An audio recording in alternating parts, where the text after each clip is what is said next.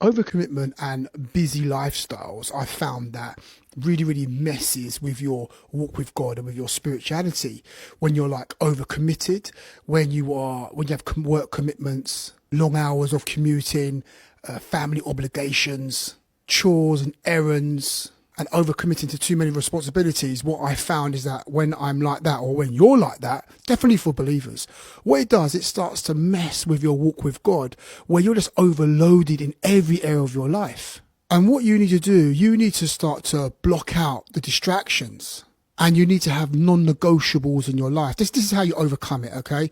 The non-negotiables is very powerful, where every single day, praying and reading the Bible has to be a non-negotiable. It's something you do every day, regardless of what's going on. Even if you have a busy schedule and it's all overloaded, praying and reading the Bible has to become, number one, it has to become a non-negotiable. Even if you have to start your day earlier, you may need to start your day at, I don't know, if you get up at 6 o'clock in the morning to start your daily work or your daily routine, you need to get up at 5 o'clock in the morning, 5:30 in the morning. You have to get up earlier so that you can spend time with God. It is the non-negotiable. Don't get me wrong, there are other things you could also do if your schedule is really packed and crazy.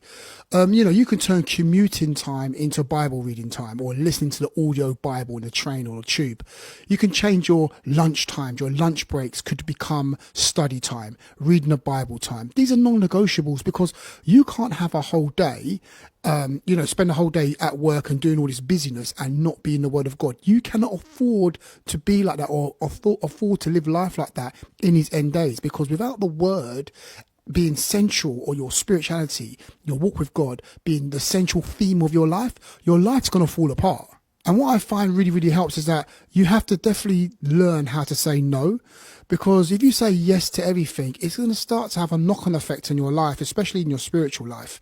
So you have to start to learn to say no to certain activities, no to certain things, and start to put spiritual things, or make spiritual things number one in your life, because without spiritual things at the head of your life's going to fall apart. So I know we have busy schedules and we live busy lives, and it's very busy, but we have to spend time. Start your day earlier, learn to say no, turn your commute times, your lunch times into Bible reading times. You have to start your day earlier. You have to start using these tips in your life so that your spiritual life doesn't suffer, because your spiritual life is very important for you to be able to win in these end days. Anyway, like I always say, you could do whatever you want.